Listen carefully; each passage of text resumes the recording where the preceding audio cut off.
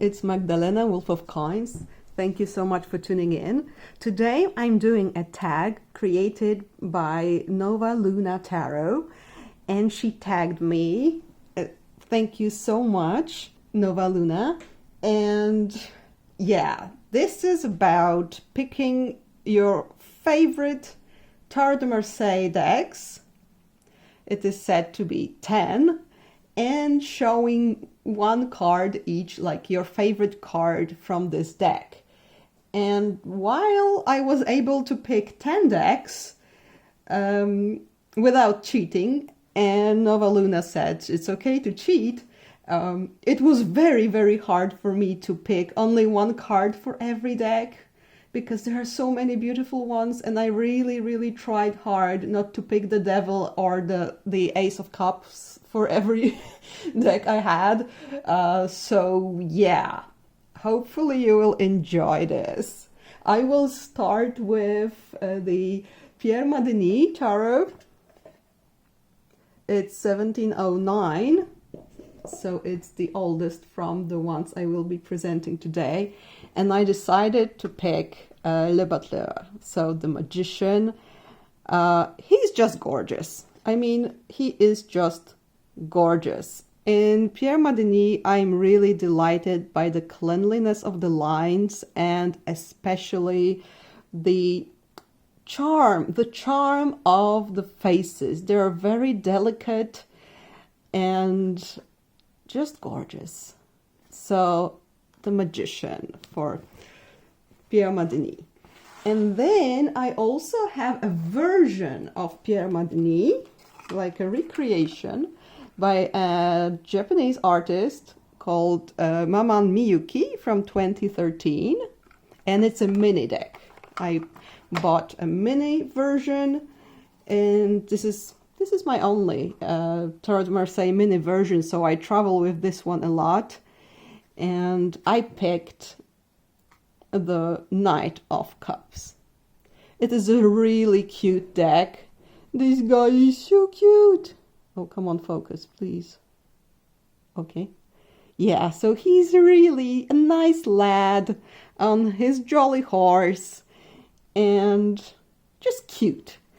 By the way, the backs in this deck are amazing. Those bunnies here are just so lovely. So these are my Madeny decks. And then I have the, wait a minute, the next one is Jean-Pierre Payen, 1713. And it's a lovely grumpy deck that Marseille is so well known for, the grumpiness. And the most grumpy card was, it was very difficult to pick, but the charioteer is just a perfect, not amused, sleep deprived charioteer ever on this planet. But the horses are cheerful, look at that. So yeah, Jean-Pierre Payen is certainly a deck for grumpiness lovers out there. The next one is, this one is recently really one of the most used decks of mine, and this is Claude Bell 1751. I would like to have another Bordel deck, because one is by a father, the other by a son, I suppose. They are both charming. And yes, for this one I picked the Devil card, simply because I cannot not love this flower here. It's just so adorable.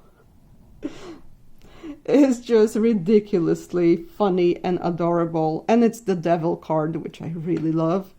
Plus, I also wanted to show you the batons, because this is a different version of batons that we see in Marseille most times. It appears in other decks, but yeah, this is the only one that I have that has these decorations. They're so lovely. Yeah, so decorative, so festive. So this is the Claude Bell. And what do I have next? Oh, I have the Jean Dodal, or Jean Dodali, as it's called by, it's done by Tarot Sheet Revival. And generally speaking, I have, I think, 3 Dodal decks. I love them to bits. But I picked this one by Sullivan Hismans and this Queen of Batons. There is no messing with her. You shouldn't. She hasn't had her coffee today and she has a huge stick, so you beware, okay? It's lovely. Wonderful. The Dodal deck is one of my favorite ever. Okay, so next up I have not exactly Marseille decks, but still kind of Marseille decks, like modern creations. Well, the Mama Miyuki was also a modern creation, but I had to include my very first Tarot de Marseille deck that I worked with, and it's the Khodorovsky Kamoan deck, and I picked the Empress card with beautiful, beautiful green eyes. I hope it's visible. And this eagle is just look at the look on its face. Like, what? It's suspicious. So yeah, the Empress from this deck. Next up, one of my favorite decks of all time is the Pablo Robledo Tarot de Marseille. And of course, I had to pick this devil card because, come on, it's so awesome with the eyes and with those hairs and more eyes. Even on the minions of the devil. It's just so wonderful. Yeah, awesome. Then I have, well, it's not exactly Marseille, but it's, yeah, very much in Marseille style. It's the Soprafino Tarot by Il Meneghello. And I just had to pick this moon card because you cannot not pick a card with the crayfish on a plate. This is just, yeah, impossible not to pick it.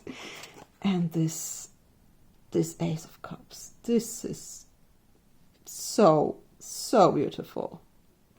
This whole deck is extremely beautiful. As I understand it, it is not woodcut as most Marseille decks are, but it was copper plate or something like that. It allows for much more detail, and yeah, it's just, oh, it's so gorgeous. And I like the size, it's not too big. Then I have the very new, published by Artis Tarot and made by Alejandro Rozan, is Tarot de Ambiguities. If I read it correctly, I have a whole video of me going crazy about this deck. But yeah, I decided to pick this death card because it's such a wonderful idea of those plants growing out of the skeleton that symbolizes death. So we have life growing out of death, and it is so true. Also, this star card is just ridiculously gorgeous and such an awesome idea. It's just, oh my god, this whole deck is, oh yeah, then this one. And this werewolf or whoever here. It's amazing. Yeah, that's what I kept saying when I was making a video about this deck. It's just so amazing. Another amazing deck, and the last one for today, I believe it's even newer one. It's an even newer one, Pip Tarot. I also have video on this deck by Kitten Chops, Zara Kitten Chops. and I decided to pick the House of God, or the Tower card, simply because of the faces on these people. They're like, wow, we're falling down, help, oh, what's going on? It's such an awesome deck. It's so, as I said in the video about this deck, it's so very individual in Zara's style, but it's still very faithful to the Marseille tradition, which I absolutely adore. So these are my decks. I hope you've enjoyed, and thank you so much for watching, and have a lovely day. Bye.